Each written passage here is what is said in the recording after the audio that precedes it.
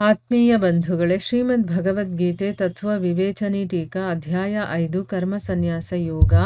ಇದರಿಂದ ನಾವು 23ನೇ ಶ್ಲೋಕವನ್ನು ತಿಳ್ಕೊಳ್ತಾ ಇದ್ವಿ. ಓದ ಭಾಗದಲ್ಲಿ ನಾವು ನರಹ ಅನ್ನುವಂಥ ಪದಪ್ರಯೋಗವನ್ನು ಯಾರಿಗೋಸ್ಕರ ಮಾಡಿರೋದು, ಎಂಥವರನ್ನ ನರಹ ಅಂತ ಕರೀತಾರೆ ಅನ್ನೋದನ್ನ ತಿಳ್ಕೊಂಡ್ವಿ. ಯಾರು ಕಾಮಕ್ರೋಧಗಳನ್ನು ಗೆದ್ದಿರ್ತಾನೋ ಅವನನ್ನು ನರಹ ಅಂತ ಕರೆಯೋದು. ಆದರೆ ಯಾರು ನಿದ್ರೆ, ಭಯ, ಮೈಥುನ ಈ ರೀತಿ ಪ್ರಾಣಿ ಪಕ್ಷಿಗಳು ಪಿಶಾಚಿಗಳು ಹೇಗೆಲ್ಲ ತಮ್ಮ ಜೀವನವನ್ನು ನಡೆಸ್ತಾರೋ ಆ ರೀತಿ ಒಬ್ಬ ಮನುಷ್ಯ ನಡೆಸಿದ್ರೆ ಅವನನ್ನು ನರಹ ಅಂತ ಹೇಳೋದಿಲ್ಲ. ಅವನು ಬಾಲಕೋಡು ಇಲ್ಲದೆ ಇರುವಂಥ ಒಂದು ಅಮಂಗಳದ ಒಂದು ಕೆಲಸಕ್ಕೆ ಬರದೇ ಇರುವಂಥ, ಜಗತ್ತಿಗೆ ದುಃಖವನ್ನು ಕೊಡುವ ಮತ್ತು ಪಶುಗಿಂತಲೂ ಕೀಳಾಗಿರುವಂಥ ಒಂದು ಜಂತು ಅಂತಾನೆ ತಿಳ್ಕೋಬೇಕು ಅಂತ ಹೇಳಿದ್ರು. ಪರಮಾತ್ಮನನ್ನ ಪಡೆದಿರುವಂಥವನು ನಿಜವಾದ ನರ. ಅಂಥ ನರನ ಗುಣಗಳನ್ನು ಮತ್ತು ಆಚರಣೆಗಳು, ಅವನು ಹೇಗೆ ನಡ್ಕೊಳ್ತಾನೆ ಅದನ್ನೆಲ್ಲ ತನ್ನ ಗಮನದಲ್ಲಿ ಇಟ್ಕೊಂಡು ಕಾಮಕ್ರೋಧಾದಿ ಶತ್ರುಗಳ ಮೇಲೆ ವಿಜಯವನ್ನು ಪಡೆದಿರುವಂಥ ಸಾಧಕರಿರ್ತಾರಲ್ಲ ಅಂಥವರನ್ನ ನರರು ಅಂತ ಕರೆದಿರೋದು ಅಂತಂದ್ಬಿಟ್ಟು ತಿಳ್ಕೊಂಡಿದ್ವಿ. ಈಗ ಪ್ರಶ್ನೆ ಏನಪ್ಪಾ ಅಂತಂದರೆ, ಯಾರು ಕಾಮಕ್ರೋಧವನ್ನು ಗೆದ್ದಿರ್ತಾರೋ ಅದೇ ರೀತಿ ಯಾರನ್ನ ಯುಕ್ತ ಮತ್ತು ಸುಖಿ ಅಂತ ಹೇಳಿದೆಯೋ ಆ ಪುರುಷನನ್ನು ಸಾಧಕ ಅಂತಲೇ ಯಾಕೆ ತಿಳ್ಕೋಬೇಕು? ಅವನನ್ನು ಸಿದ್ಧ ಅಂತ ತಿಳ್ಕೊಂಡ್ರೆ ಏನು ತಪ್ಪು? ಈಗ ಕಾಮಕ್ರೋಧಗಳನ್ನು ಗೆದ್ಬಿಟ್ಟಿರ್ತಾನಲ್ವ ಅವನು ಯುಕ್ತನಾಗಿರ್ತಾನೆ, ಸುಖಿ ಅಂತ ಕೂಡ ಹೇಳಿದ್ದಾರೆ ಅವನ ಬಗ್ಗೆ. ಅವನನ್ನು ಯಾಕೆ ಮತ್ತೆ ಸಾಧಕ ಅಂತ ಕರಿಬೇಕು? ಅವನನ್ನು ನಾವು ಸಿದ್ಧ ಅಂತ ತಿಳ್ಕೊಂಡ್ರೆ ಏನು ತಪ್ಪು ಅನ್ನೋದು ಪ್ರಶ್ನೆ ನೀಟಾಗಿ ಅರ್ಥ ಮಾಡ್ಕೋಬೇಕು ಮೊದಲು, ಆಯಿತಾ? ಉತ್ತರ ಏನು ಅಂತಂದರೆ, ಕೇವಲ ಕಾಮಕ್ರೋಧಗಳ ಮೇಲೆ ವಿಜಯವನ್ನು ಸಾಧಿಸ್ಕೊಳ್ಳೋದ್ರಿಂದ ಯಾರೂ ಸಿದ್ಧನಾಗೋದಿಲ್ಲ.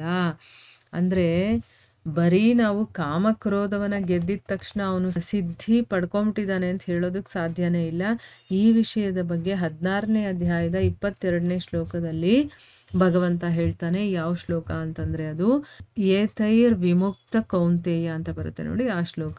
ಅದರಲ್ಲಿ ಹೇಳ್ತಾನೆ ಭಗವಂತ, ಅರ್ಜುನ, ಈ 3 ನರಕದ ದ್ವಾರಗಳಿಂದ ಮುಕ್ತನಾದಂತಹ ಪುರುಷ ತನ್ನ ಶ್ರೇಯಸ್ಸಿಗೋಸ್ಕರ ಆಚರಣೆಯನ್ನು ಮಾಡ್ತಾನೆ. ಅದರಿಂದ ಅವನೇನಾಗುತ್ತೆ, ಪರಮಗತಿಗೆ ಹೋಗ್ತಾನೆ. ಅಂದರೆ ಏನು? ನನ್ನನ್ನು ಪಡಿತಾನವನು ಅಂತಂದ್ಬಿಟ್ಟು ಹೇಳ್ತಾನೆ. ಅಂದರೆ ಕಾಮ, ಕ್ರೋಧ, ಲೋಭ ಈ 3 ಕೂಡ ನರಕದ ದ್ವಾರಗಳು. ಅದನ್ನು ಯಾರು ಗೆದ್ದಿರ್ತಾನೋ ಅವನು ಪರಮ ಧಾಮಕ್ಕೆ ಹೋಗ್ತಾನೆ ಅಂತ ಹೇಳಿದ್ದಾರೆ.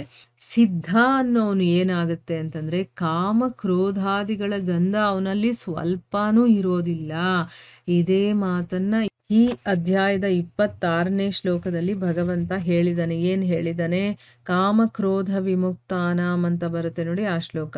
ಅದರಲ್ಲಿ ಹೇಳಿದ್ದಾನೆ, ಕಾಮಕ್ರೋಧ ರಹಿತನು, ಚಿತ್ತವನ್ನು ಗೆದ್ದಿರುವಂಥವನು, ಪರಬ್ರಹ್ಮ ಪರಮಾತ್ಮನ ಸಾಕ್ಷಾತ್ಕಾರ ಮಾಡಿಕೊಂಡವರೂ ಆಗಿರುವಂತಹ ಜ್ಞಾನಿ ಪುರುಷರಿಗೆ ಎಲ್ಲ ಕಡೆಗಳಿಂದಲೂ ಕೂಡ ಶಾಂತ ಪರಬ್ರಹ್ಮ ಪರಮಾತ್ಮನೇ ಪರಿಪೂರ್ಣನಾಗಿರ್ತಾನೆ. ಅಂದರೆ ಅವನಿಗೆಲ್ಲ ಕಡೆ ಭಗವಂತನೇ ಕಾಣಿಸ್ಕೊಳ್ತಿರ್ತಾನೆ ಅಂತ ಅರ್ಥ. ಮತ್ತೆ ಇಲ್ಲಿ ಅವನನ್ನು ಸುಖಿ ಅಂತ ಕೂಡ ಹೇಳಿದ್ದಾರೆ.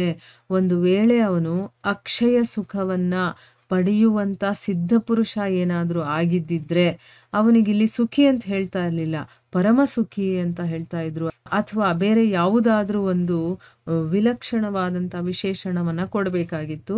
ಇಲ್ಲಿ ಒಂದು ಸಾಮಾನ್ಯವಾಗಿ ಸುಖಿ ಅಂತ ಹೇಳಿದ್ದಾರೆ ಅಷ್ಟೇ. ಅಕ್ಷಯ ಸುಖ ಪಡೆದಿರುವಂಥವನು ಅಥವಾ ಪರಮ ಸುಖಿ ಅಂತ ಹೇಳಿಲ್ಲ ಅಂತ ಇಲ್ಲಿ ಹೇಳ್ತಾ ಇರೋದು. ಅಂದರೆ ಬರೀ ಕಾಮಕ್ರೋಧವನ್ನು ಜಯಿಸ್ಬಿಟ್ಟ ಅಂದಿದ ತಕ್ಷಣ ಅವನು ಸಿದ್ಧನಾಗೋದಿಲ್ಲ. ಅವನು ಇನ್ನೂ ಸಾಧನೆ ಮಾಡ್ತಾ ಇರುವಂಥವನೇ. ಒಂದೊಂದೇ ಸ್ಟೆಪ್ ಬೈ ಸ್ಟೆಪ್ ಹೋಗ್ತಾ ಆಮೇಲೆ ಅವನು ಸಿದ್ಧನಾಗೋದು ಅನ್ನೋದು ಇಲ್ಲಿ ಅರ್ಥ ಮಾಡ್ಕೋಬೇಕು. ಇಲ್ಲಿ ಅವನು 21ನೇ ಶ್ಲೋಕದ ಪೂರ್ವಾರ್ಧಕ್ಕನುಸಾರವಾಗಿ ಪರಮಾತ್ಮನ ಧ್ಯಾನದಲ್ಲಿ ಸಿಗುವಂತಹ ಆ ಒಂದು ಸಾತ್ವಿಕ ಸುಖವನ್ನು ಅವನು ಅನುಭವಿಸುವಂಥ ಮನುಷ್ಯ. ಸಾಧನೆ ಮಾಡ್ತಾ ನಾವು ಒಂದು ಸ್ಟೆಪ್ ಬೈ ಸ್ಟೆಪ್ ಹೋಗ್ತಾ ಇರ್ತೀವಲ್ವ. ಯಾವಾಗ ನಾವು ಕಾಮಕ್ರೋಧಗಳನ್ನು ಜಯಿಸ್ತೀವೋ ಅಂದರೆ ಅಲ್ಲಿ ಸಾತ್ವಿಕತೆಗೆ ನಾವು ಬಂದಿರ್ತೀವಿ. ಆ ಸಾತ್ವಿಕತೆಗೆ ಬಂದಾಗ ನಮಗೆ ಒಂದು ಆನಂದದ ಅನುಭವ ಆಗುತ್ತೆ. ಆ ಸುಖದ ಬಗ್ಗೆ ಇಲ್ಲಿ ಮಾತಾಡ್ತಾ ಇದ್ದಾರೆ. ಸಾತ್ವಿಕ ಸುಖವನ್ನು ಅನುಭವಿಸ್ತಾನೆ. ಅದಕ್ಕೋಸ್ಕರ ಈ ಶ್ಲೋಕದಲ್ಲಿ ವರ್ಣನೆ ಮಾಡುವಂತಹ ಪುರುಷನನ್ನು ಸಾಧಕ ಅಂತಲೇ ತಿಳ್ಕೋಬೇಕೇ ಹೊರತು ಅವನು ಸಿದ್ಧನಲ್ಲ. ಸಿದ್ಧ ಅಂತಂದರೆ ಏನು? ಅವನಿಗೆ ಪರಮ ಸುಖ ಅನ್ನೋದು ಸಿಕ್ಬಿಟ್ಟಿರುತ್ತೆ, ಅವನೇ ಪರಮ ಸುಖಿ ಆಗ್ಬಿಟ್ಟಿರ್ತಾನೆ.